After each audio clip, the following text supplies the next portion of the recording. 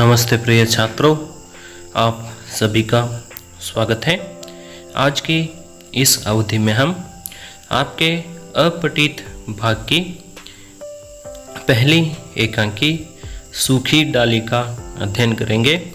तो सूखी डाली एक एकांकी है। तो इस सूखी डाली नामक एकांकी के एकांकीकार का नाम है उपेंद्रनाथ अश्क। तो उपेंद्रनाथ अश्क जी द्वारा लिखित सूखी डाली एकांकी का अध्ययन आज हम करेंगे। तो सबसे पहले इस एकांकी के एकांकीकार का हम परिचय ले लेंगे। तो सूखी डाली एकांकी के एकांकीकार है उपेंद्रनाथ अश्क जी। तो एकांकीकार का परिचय इस प्रकार है। प्रसिद्ध साहित्यकार उपेंद्रनाथ अश्क जी का जन्म 1910 ईस्वी में पंजाब के जालंधर शहर के एक मध्यवर्गीय परिवार में हुआ था। तो 1910 ईस्वी को उपेंद्रनाथ अश्क जी का जन्म पंजाब के जालंधर शहर के एक मध्यम वर्गीय परिवार में इनका जन्म होता है। और इनकी बहुमुखी प्रतिभा साहित्य की विविध विधाओं में प्रवृत्त हुई है और वे एकांकी कला क्षेत्र में यथार्थवादी परंपरा का सूत्रपात करने वाले प्रमुख एकांकीकारों में से एक है। और अश्क जी के सभी एकांकी आज के जन जीवन से संपृक्त है, जिनमें यथार्थवाद की ठोस अनुभूति एवं मानसिक भावों का सूक्ष्म विश्लेषण रहता है।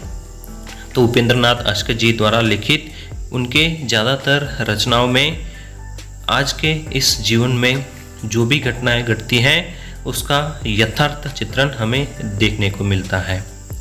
और भाषा प्रयोग में अश्क जी अत्यंत निपुण है। वातावरण एवं पात्रानुकूल भाषा इनकी समस्त एकांकियों में परिलक्षित होती है। और इन्होंने उर्दू एवं अंग्रेजी के शब्दों और वाक्यांशों का खुलकर प्रयोग किया है। 1965 ईस्वी में श्रीमती इंदिरा गांधी द्वारा इनको केंद्रीय संगीत नाटक अकादमी की ओर से सर्वश्रेष्ठ नाटककार के सम्मान से अलंकृत किया गया है। तो गद्य की विभिन्न विधाओं जैसे कहानी, नाटक, एकांकी, उपन्यास, संस्मरण, समालोचना आदि में विशिष्ट योगदान के लिए 1972 ईस्वी में इनको सोवियत लैंड नेहरू पुरस्कार से नवाजा गया है। और इनकी मृत्यु 1993 में हुई है। तो उपेंद्रनाथ अश्क जी की प्रमुख रचनाएं हैं, जिनमें एकांकी संग्रह है देवताओं की छाया में, तूफान से पहले, चरवाहे, पक्का गाना, साहब को जुकाम है आदि। और इनके उपन्यास है सितारों के खेल, गिरती दीवारें, गर्म राख, निमिषा आदि। यह सूखी डाली एकांकीकार का परिचय इस प्रकार है। तो सूखी डाली का अर्थ है कन्नड़ में वनगिद टोंगे। तो इस सूखी डाली एकांकी में एक सम्मिलित परिवार का चित्रण हमें देखने को मिलता है। और आगे प्रस्तुत एकांकी सूखी डाली में एक सम्मिलित परिवार का चित्रण है, जो शांतिपूर्वक जीवन व्यतीत कर रहा था तथा जिसकी यह मान्यता थी कि सम्मिलित परिवार एक विशाल वट वृक्ष की हरी भरी डाली के समान है। तो प्रस्तुत इस सूखी डाली एकांकी में सम्मिलित परिवार यानी ज्वाइंट फैमिली का चित्रण बताया गया है, जो शांतिपूर्वक ढंग से अपने जीवन को बिता रहा था। तो वह सम्मिलित परिवार एक विशाल वट वृक्ष की हरी भरी डाली के समान दिखाई देता था। और इसमें व्यक्ति, परिवार और समाज में व्यापक रूप से व्याप्त आधुनिक संघर्ष और मनोवैज्ञानिक स्थितियों को बड़ी सूक्ष्मता से नियोजित किया गया है। तो आज के इस समाज में किस प्रकार से लोग जीते हैं सम्मिलित परिवार में किस प्रकार से अपने जीवन को बिताते हैं और इस आधुनिक संघर्ष युक्त जीवन में किस प्रकार से किन किन परिस्थितियों से अपने जीवन को गुजारा करते हैं, उनका चित्रण यहाँ पर दिया गया है। और दादाजी के संयुक्त परिवार में छोटी बहू बेला के आ जाने से जो हलचल मच जाती है वह सभी की चर्चा का विषय है। तो यहाँ पर इनके दादाजी के परिवार में, सम्मिलित परिवार में, यहाँ पर छोटी बहू बेला के आगमन होने के बाद किस प्रकार से उनके घर में हलचल मच जाती है, उन सभी बातों की चर्चा यहाँ पर दिया गया है। किंतु दादाजी द्वारा समझाए जाने पर घर के सभी सदस्य जब उसके प्रति एक दूसरा ही व्यवहार आरंभ कर देते हैं तो बेला को अपना दम घुटता सा प्रतीत होता है और अंत में वह इंदु के समक्ष आत्मसमर्पण कर देती है। और इस प्रकार दादाजी की परिपक्व बुद्धि द्वारा एक असहयोगिनी कितनी जल्दी गृह कार्य में सहयोग देने लगती है। यहाँ पर छोटी बहू बेला के उस घर में आने के बाद उनका अनादर होने लग जाता है। तो सभी समझा बुझाने के बाद, यहाँ पर दादाजी के समझा बुझाने के बाद घर में रहने वाले सभी सदस्य छोटी बहू बेला को बहुत ही आदरपूर्ण सम्मान देने लग जाते हैं। तो इस सम्मान के कारण यहाँ पर छोटी बहू बेला को कष्ट होने लग जाता है, फिर भी ऐसे वैसे करके अंत में यहाँ पर इंदु के सामने आत्मसमर्पण करना ही होता है। और श्री गंगा प्रसाद पांडे का कथन कितना सार्थक है कि दादा रूपी वट वृक्ष की छाया में परिवार के भीतर चलने वाले संघर्ष की चरम अभिव्यक्ति बेला के इन शब्दों से स्पष्ट होती है। तो दादाजी पेड़ से किसी डाली का टूटकर अलग होना पसंद नहीं करते हैं। तो यहाँ पर दादाजी अपने परिवार को एक बरगद का पेड़ मानते हैं, तो उस बरगद के पेड़ में से एक भी डाली टूटकर अलग होना पसंद नहीं करते हैं। यानी उस परिवार से कोई भी सदस्य बिछड़कर बाहर जाना और अपनी ही अलग गृहस्थी बसाना दादाजी पसंद नहीं करते हैं। पर क्या आप चाहेंगे कि पेड़ से लगी लगी वह डाल सूखकर मुरझा जाए? तो संक्रांति काल की अस्त व्यस्तता में व्यक्तित्व वैचित्र की यथार्थ झांकी प्रस्तुत करने में यह नाटक पूर्ण सफल है। तो यहाँ पर दादाजी अपने परिवार को बरगद का पेड़ मानते हैं और उस पेड़ से एक भी डाली टूटकर अलग होना पसंद नहीं करते हैं, लेकिन वहाँ पर छोटी बहू बेला एक ऐसी डाली की बात बताती है कि उस पेड़ में टूटकर लटकी हुई डाली लगी वहीं पर सूख जा रही है। तो चलिए इस एकांकी के माध्यम से सम्मिलित परिवार में एक नए सदस्य के आ जाने से किस प्रकार उनके घर में परिवर्तन होता है, उन सभी विचारों को यहाँ पर उपेंद्रनाथ अश्क जी 3 दृश्यों में प्रस्तुत किए हुए हैं। यहाँ पर पहला दृश्य है, दूसरा दृश्य, उसके बाद तीसरा दृश्य है। तो यहाँ पर यह एकांकी 3 दृश्यों में विभाजित हुई है। पहला दृश्य, दूसरा दृश्य और तीसरा दृश्य है। तो चलिए प्रिय छात्रों, अभी इस एकांकी में आने वाले पात्रों का हम परिचय कर लेंगे। तो यहाँ पर इस एकांकी में प्रमुख रूप से पुरुष पात्र और स्त्री पात्र आते हैं। तो पुरुष पात्र में दादा, करमचंद, परेश, भाषी, मल्लू और जगदीश। उसके बाद स्त्री पात्र में बेला जो छोटी बहू है, छोटी भाभी जो बेला की सास है, मंझली भाभी, बड़ी भाभी, मंझली बहू, बड़ी बहू, रजवा और पारो। तो यहाँ पर मैंने एक दृश्य दिया है, तो यहाँ पर देखिए। तो यहाँ पर दादाजी इस घर का मुखिया है। तो दादाजी का नाम है मूलराज। तो दादाजी की उम्र 72 वर्ष है। तो दादाजी के यहाँ पर 3 बेटे थे, बड़ा बेटा, मंझला बेटा और छोटा बेटा। तो यहाँ पर जो बड़ा बेटा रहता है वह बड़ा बेटा 1914 के महायुद्ध में सरकार के प्रति यानी युद्ध में लड़ते लड़ते शहीद हो जाता है। तो उस समय दादाजी को सरकार वाले 1 मुरब्बा ज़मीन दिए थे। तो 1 मुरब्बा यानी 25 एकड़ होता है। तो उस 1 मुरब्बे ज़मीन को दादाजी यहाँ पर 10 मुरब्बे में तब्दील करता है, यानी 250 एकड़ में अपनी परिश्रम के कारण इतनी ज़मीन बना लेते हैं। और दूसरा बेटा है उनका मंझला बेटा, जिसका नाम है करमचंद। तो दादाजी के मंझले बेटे का नाम है करमचंद। उसके बाद दादाजी का जो तीसरा बेटा है वह छोटा बेटा है। तो दादाजी के प्रमुख 3 बेटे थे, बड़ा बेटा, मंझला बेटा और छोटा बेटा। तो यहाँ पर बड़ा बेटा पहले ही शहीद हो चुका है, बाद में मंझला बेटा है उसका नाम करमचंद है, और छोटा बेटा है उसके बारे में यहाँ पर ज़्यादा जानकारी नहीं दिए हैं। तो मंझले बेटे का नाम है करमचंद।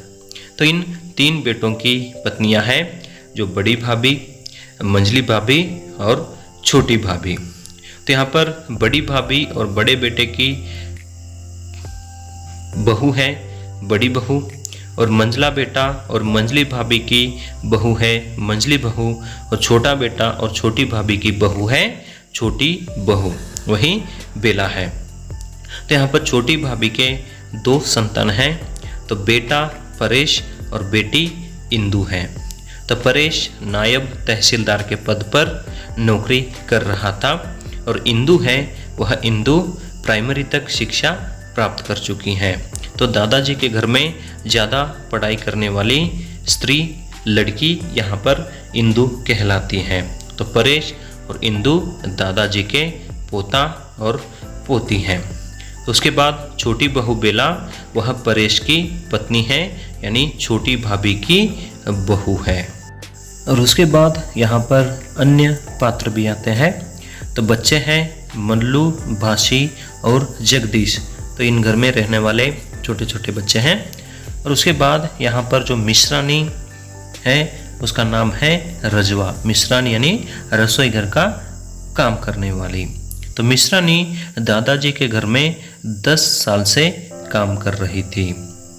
उसके बाद अन्य पात्र आते हैं, जो मालवी है, पारो है, बंसीलाल और बंसीलाल का लड़का है। तो उसके बाद यहाँ पर छोटे छोटे बच्चे भी आते हैं। तो प्रमुख रूप से यहाँ पर दादाजी की उम्र है 72 वर्ष। तो दादाजी के 3 बेटे हैं, बड़ा बेटा, मंझला बेटा और छोटा बेटा। तो मंझला बेटा करमचंद है, और बड़ा बेटा 1914 के युद्ध में शहीद हो गया था।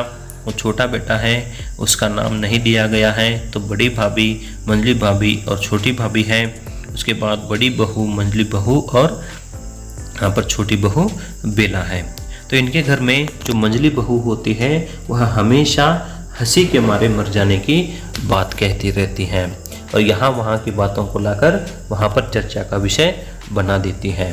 तो दादाजी के घर में छोटी बहू बेला के आगमन से उनके घर में हलचल मचने लग जाता है। तो छोटी बहू बेला परेश की पत्नी है, तो दादाजी की पतोहू बन जाती है। तो यह जो छोटी बहू बेला है लाहौर के प्रतिष्ठित कुल की जो अमीर घराने की लड़की है। तो उसकी शादी परेश के साथ हो जाती है, और परेश के घर में आने के बाद छोटी बहू बेला को उस घर में रहना ही मुश्किल हो जाता है। तो उसी कारण उनके घर में किस प्रकार से समस्याएं होती हैं और नए सदस्य के उनके घर में आ जाने से किस प्रकार से हलचल मच जाता है, उन सभी विचारों का विवरण इस एकांकी के माध्यम से उपेंद्र नाथ अश्क जी हमारे सामने प्रस्तुत कर रहे हैं। तो चलिए सबसे पहले पहला दृश्य का हम सारांश देखेंगे। तो पहले दृश्य में क्या है, तो मूलराज अपने समस्त कुटुंब को एक यूनिट बनाकर पूर्ण रूप से उस पर अपना प्रभुत्व जमाए उस महान वट की तरह अटल खड़े हैं, जिसकी लंबी लंबी डालियां उनके आंगन में एक बड़े छत की भांति धरती को आच्छादित किए असंख्य घोंसलों को अपने पत्तों में छिपाकर कई सालों से तूफान और आंधियों का सामना कर रहा है, और कई सालों से इस वट के साथ रहने के कारण दादाजी वट की तरह महान दिखाई देते हैं, और उनकी आयु 72 वर्ष थी। फिर भी उनका शरीर अभी भी झुका नहीं था और उनकी लंबी लंबी दाढ़ी थी। तो उनका बड़ा लड़का 1914 के महायुद्ध में लड़कर स्वर्गवासी हो गया था और इसके बदले में सरकार ने उन्हें 1 मुरब्बा जमीन दी थी। तो 1 मुरब्बा यानी 25 एकड़ होती है। तो उनके 2 बेटे और पोते जमीन, फार्म, डेयरी और चीनी के कारखाने के काम की देखभाल करते हैं और उनका सबसे छोटा पोता नायब तहसीलदार होकर उसी गांव में रहता था, जिसका विवाह लाहौर के प्रतिष्ठित तथा संपन्न कुल की सुशिक्षित लड़की से हुआ है। और छोटे पोते परेश का तहसीलदार होना और उनकी छोटी पतोहू का सुशिक्षित होना, ये 2 महत्वपूर्ण बातें हैं। और पहली बात से दादा की प्रतिष्ठा बढ़ती है और दूसरी बात से उनके परिवार के लिए संकट बना है। दादा की तीनों बहुएं, जिन्हें बड़ी भाभी, मंझली भाभी और छोटी भाभी के नाम से पुकारा जाता है, वे सीधी सादी महिलाएं हैं। पोती इंदु को भी पढ़ी लिखी समझी जाती थी, जो प्राइमरी शिक्षा प्राप्त कर चुकी है। और दादा अपने इस पोती से बहुत ही प्यार करते हैं। और छोटी बहू बेला अपने मायके का वर्णन करती है और अपने ससुराल को वह गिनती ही नहीं है। और इसके बारे में बड़ी बहू और इंदु कई बातें करती है। छोटी बहू ने मिश्रानी को भी काम से हटा दिया क्योंकि उसे काम करना नहीं आता है। मिश्रानी ने कहा कि वह 4-5 दिन में काम सीख जाएगी, किंतु बहू रानी ने न मानी। इस प्रकार इंदु बड़ी बहू से कहती है और छोटी बहू के लिए उसके घर के लोग मूर्ख, गंवार और असभ्य हैं। छोटी बहू बेला के अनुसार सुबह शाम झाड़ू देने मात्र से कमरा साफ नहीं होता, उसकी बनावट सजावट भी कोई चीज़ होती है। उसके मायके में इस तरह की गंवार मिश्रानी 2 घड़ी भी नहीं टिक पाती है। उसके मायके में खाना पीना, कपड़े पहनने का कुछ अलग ही ढंग है, पर यहाँ के लोगों को खाना पीना, पहनना ओढ़ना कुछ नहीं आता है। और काम से हटाने से रजवा रो रही थी, तो छोटी भाभी के अनुसार घर में सबको मिलकर रहना और बड़ों का आदर करना है। तो मंझली बहू बहुत हंसती रहती है और हंसी के मारे मर जाने की बात मंझली बहू करती है। परेश और छोटी बहू बेला के बीच में जो हुए वार्तालाप का जिक्र करते हुए कहती है कि जब परेश स्नान करके कमरे में गया तो बहू रानी ने सारा फर्नीचर निकालकर बाहर रखा था। जब परेश ने इसका कारण पूछा तो बहू रानी ने कहा कि इन टूटी फूटी कुर्सियों को और पुराने फर्नीचर को अपने कमरे में रहने नहीं दूंगी। और जिस फर्नीचर पर परेश के दादा, पिता और चाचा बैठते थे उसको बहू रानी ने बाहर रख दी थी। तो इस बात से छोटी भाभी भी परेशान हो जाती है और छोटी बहू को खुद समझाने की बात करते हुए घर के काम में लग जाती है। तो यह पहला दृश्य है। तो पहले दृश्य में यहाँ पर छोटी बहू बेला के आने के कारण छोटी बहू बेला उनके घर में काम करने वाली रजवा मिश्रानी को काम से हटा देती है, तो उसी बात को लेकर उनके घर में चर्चाएं होने लग जाती है। तो सभी होने के बाद जो रजवा रहती है वह छोटी भाभी के पास जाकर रोने लग जाती है। तो ऐसे वैसे करके यह बात सभी को पता चल जाती है। यहाँ पर छोटी भाभी भी आकर बेला को समझा देती है। इसके बाद अभी दूसरा दृश्य, तो दूसरे दृश्य का सारांश हम देखेंगे। तो दादाजी आराम से तकिए के सहारे बैठे हुक्का पी रहे हैं। उनका मंझला लड़का करमचंद उनके पास बैठा है। बच्चे अहाते में खेल रहे थे। करमचंद बेटे जगदीश को डांटते हैं, लेकिन दादा ने करमचंद को रोकते हैं। करमचंद छोटी बहू के कष्ट के बारे में आकर दादाजी के सामने बताते हैं। तब दादा ने कहा कि उसे कोई इसके बारे में बताया तक नहीं है। करमचंद के अनुसार छोटी बहू के मन में गर्व बहुत है, यानी दर्प की मात्रा जरूरत से ज़्यादा हो गई है। और करमचंद ने उसे जो मलमल के थान और रजाई दिए थे वे छोटी बहू को पसंद नहीं है। तो छोटी बहू ने अपने मैके के घराने को शायद इस घराने से बड़ा समझती है और इस घर को घृणा से देखती है, यानी इस घर को और घर में रहने वाले सदस्यों को नफरत की नज़र से देखती है। तो दादाजी के अनुसार घृणा को घृणा की दृष्टि से मिटाया नहीं जा सकता। यदि छोटी बहू को घृणा के बदले स्नेह मिले तो उसकी सारी घृणा दूर हो जाएगी। तभी परेश वहाँ आता है और दादा के पास बैठ जाता है। दादा ने परेश से उसकी पत्नी को बाजार ले जाने को कहते हैं और वह स्वयं अपनी पसंद की चीज़ें ले आएंगी।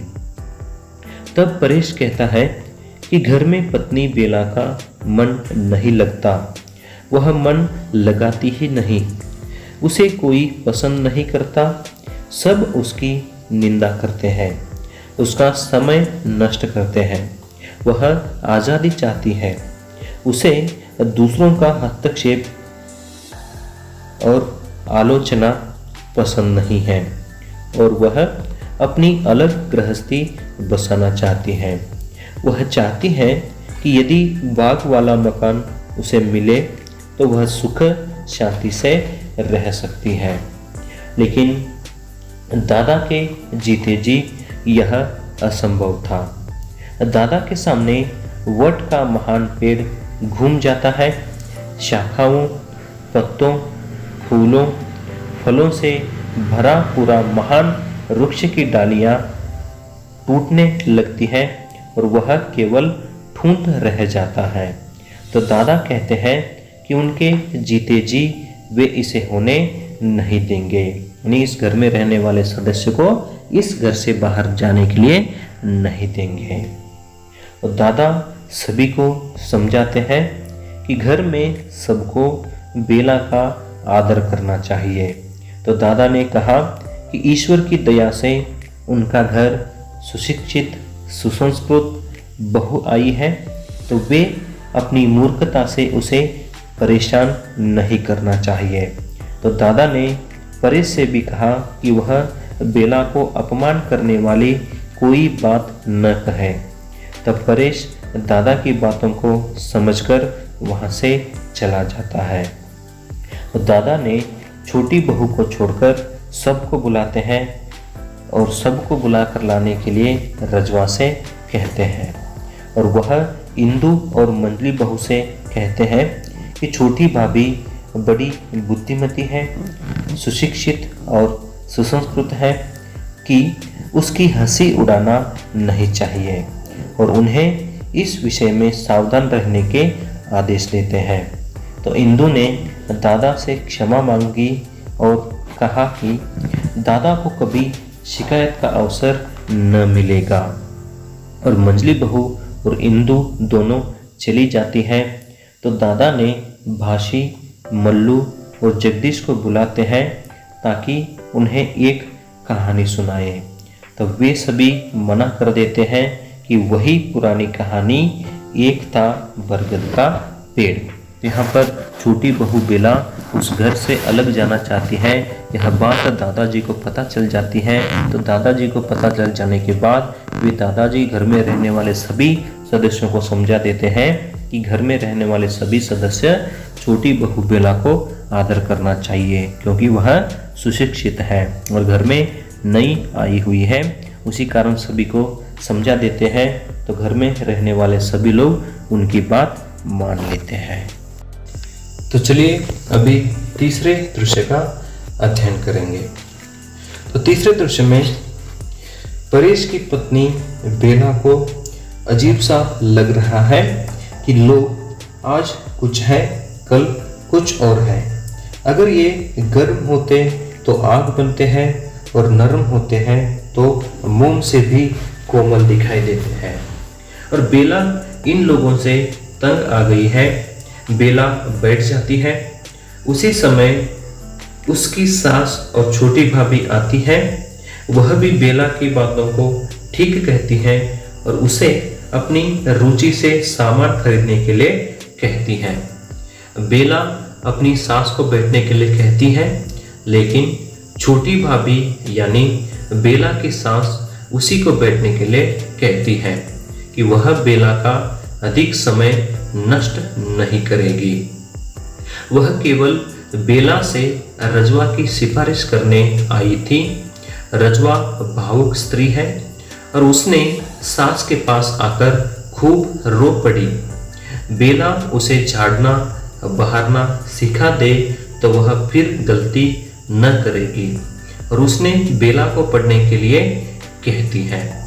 और बेला सोचती है कि जो परसों इसी रजवा के लिए डांट रही थी आज वही बदल गई है और उसे आश्चर्य सा होता है। इतने में ही मंझली भाभी भी आती है और वह भी बेला की बातों को सही समझती है। रजवा की बहू को ही अपने पास काम के लिए रखने को कहती है और वे बेला से वर्ग और बुद्धि में भी छोटी हैं। तब बेला समझी कि वे सब उससे परायों सा व्यवहार करती है। तो बेला ने मंझली भाभी को बैठने के लिए कहती है, लेकिन वह बैठती नहीं। मंझली बहू ने बड़ी भाभी को लेकर वहां से चली जाती है। बेला और परेश दोनों बातें कर रहे हैं। बेला परेश से कहती है कि उसे मैके भेज दो, क्योंकि उसे सब अपरिचित सा लगते हैं। कोई उसे नहीं समझता और किसी को वह नहीं समझती, क्योंकि बेला को देखकर सब खड़ी हो जाती है।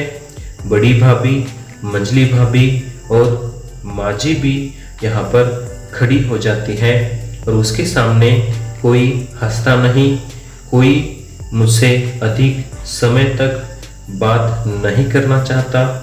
और अभी सभी ठहाके मारकर हंस रही थी। जब मैं गई तो सब चुप हो गए और सभी ऐसे डरते हैं कि जैसे मुर्गी के बच्चे बाज से डरते हैं, उसी प्रकार घर में रहने वाले सभी सदस्य मुझसे डरते हैं और कोई मुझे काम करने के लिए नहीं देते हैं और सब उसका आदर करते हैं, मानो वह ही उस घर में सबसे बड़ी है।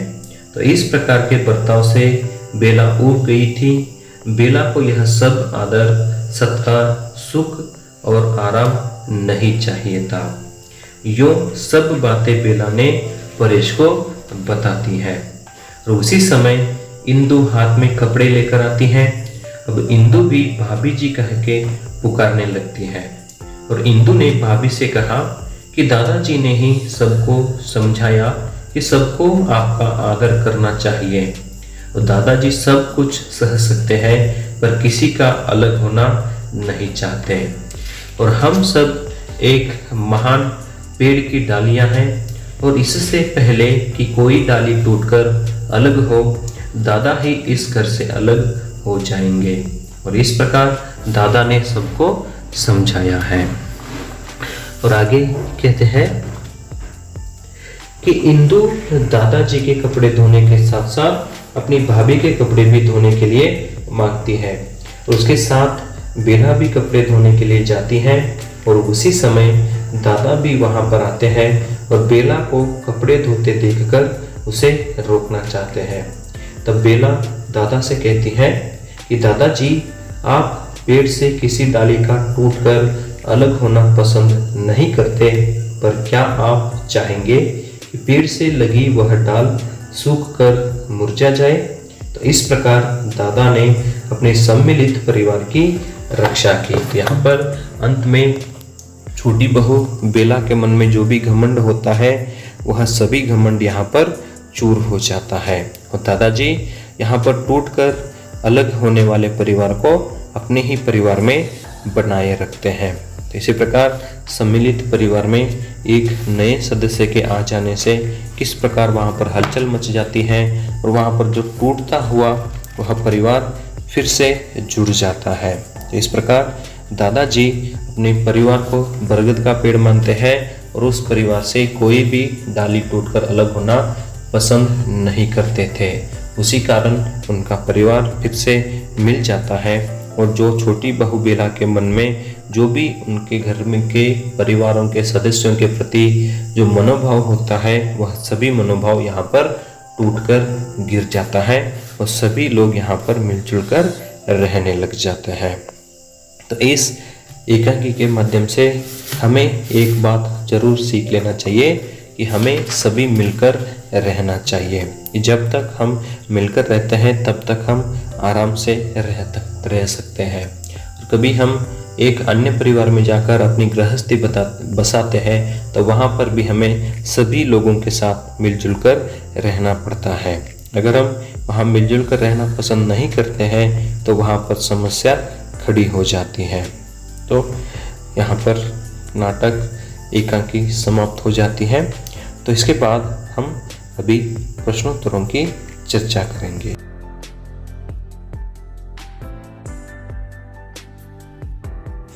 एक शब्द या वाक्यांश या व्याख्या में उत्तर लिखिए।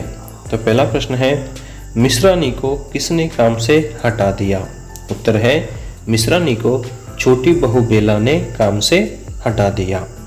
दूसरा प्रश्न, मिश्रानी कितने वर्षों से मूलराज के परिवार में काम कर रही थी? तो उत्तर है, मिश्रानी 10 वर्षों से मूलराज के परिवार में काम कर रही थी। तीसरा प्रश्न, नौकरों से काम लेने के लिए क्या होनी चाहिए? तो इसका उत्तर है, नौकरों से काम लेने के लिए तमीज़ होनी चाहिए। चौथा, हंसी के मारे मर जाने की बात कौन कहती है? तो उत्तर है, हंसी के मारे मर जाने की बात मंझली बहू कहती है। पांचवा प्रश्न, हर बात पर अपने मायके की तारीफ कौन करती रहती है? तो उत्तर है, हर बात पर अपने मायके की तारीफ छोटी बहू बेला करती रहती है। छठा प्रश्न, दादाजी का छोटा पोता परेश किस पद पर रहता था? तो उत्तर है, दादाजी का छोटा पोता परेश नायब तहसीलदार पद पर था। सातवां प्रश्न, मलमल के धान और अबरों को परेश किसके पास नहीं लेकर जाते हैं? तो उत्तर है, मलमल के धान और अबरों को परेश दादाजी के पास लेकर नहीं जाते हैं। आठवां प्रश्न, मूलराज के मंझले बेटे का नाम क्या है? तो उत्तर है, मूलराज के मंझले बेटे का नाम है कर्मचंद। नवां प्रश्न, दादाजी के अनुसार उनका परिवार किस पेड़ के समान है? तो उत्तर है, दादाजी के अनुसार उनका परिवार बरगद के पेड़ के समान है, यानी वट वृक्ष के समान है। 10वां प्रश्न, हल्की सी खरोंच भी दवा न लगने पर क्या बन जाती है? तो उत्तर है, हल्की सी खरोंच भी दवा न लगने पर बड़ा घाव बन जाती है। उसके आगे 11वां प्रश्न है, छोटी बहू के मन में किसकी मात्रा जरूरत से ज़्यादा है? तो उत्तर है, छोटी बहू के मन में दर्प की मात्रा जरूरत से ज़्यादा है। 12वां प्रश्न, घृणा को किससे नहीं मिटाया जा सकता? उत्तर है, घृणा को घृणा से नहीं मिटाया जा सकता। 13वां प्रश्न, बरगद का पेड़ किन लोगों ने उखाड़ दिया? तो उत्तर है बरगद का पेड़ मल्लू और जगदीश ने उखाड़ दिया। 14वां प्रश्न, दादाजी ने परेश से छोटी बहू को कहाँ ले जाने के लिए कहते हैं? तो उत्तर है दादाजी ने परेश को छोटी बहू को बाजार ले जाने के लिए कहते हैं। 15वां प्रश्न, किसे दूसरों का हस्तक्षेप और आलोचना पसंद नहीं है? तो उत्तर है छोटी बहू बेला को दूसरों का हस्तक्षेप और आलोचना पसंद नहीं है। 16वां प्रश्न, व्यक्ति किन गुणों से बड़ा होता है? उत्तर है व्यक्ति अपनी बुद्धि और योग्यता से बड़ा होता है। 17वां, पेड़ की छाया को बढ़ाने का काम कौन करती है? तो उत्तर है पेड़ की छाया को बढ़ाने का काम डालियां करती है। 18वां प्रश्न, दादाजी को किस कल्पना से सिहरन होने लगती है? उत्तर है दादाजी को पेड़ से अलग होने वाली डाली की कल्पना से सिहरन होने लगती है। 19वां प्रश्न, बरगद के पेड़ की कहानी किनका निर्माण करती है? उत्तर है बरगद के पेड़ की कहानी कुटुंब, समाज और राष्ट्र का निर्माण करती है। 20वां प्रश्न, दादाजी किसके हक में है? उत्तर है दादाजी पुराने नौकरों के हक में है। 21वां, किसने सारी की सारी छत फावड़े से खोद डाली? तो उत्तर है मालवी ने सारी की सारी छत फावड़े से खोद डाली। 22वां प्रश्न, बंसीलाल का लड़का गली के सिरे पर क्या कर रहा था? उत्तर है बंसीलाल का लड़का गली के सिरे पर खम ठोक रहा था। खम ठोकना इस मुहावरे का अर्थ है लड़ने के लिए ललकारना। और 23वां, बेला के अनुसार परिवार की सदस्य उससे किस प्रकार डरती है? तो उत्तर है बेला के अनुसार परिवार के सदस्य उससे जैसे मुर्गी के बच्चे बाज से डरते हैं वैसे ही डरते हैं। 24वां प्रश्न है, दादाजी ने सबको क्या समझाया था? उत्तर है दादाजी ने सभी को यह समझाया था कि घर में सबको बेला का आदर करना चाहिए। 25वां और अंतिम प्रश्न है, सूखी डाली के एकांकीकार का नाम क्या है? तो उत्तर है सूखी डाली के एकांकीकार का नाम है उपेंद्रनाथ अश्क जी। तो इस प्रकार उपेंद्रनाथ अश्क जी ने सम्मिलित परिवार में एक नए सदस्य के आ जाने से किस प्रकार हलचल होता है और फिर यहाँ पर वह परिवार कैसे फिर से जुड़ जाता है उसका सजीव चित्रण इस एकांकी के माध्यम से दिया है। धन्यवाद।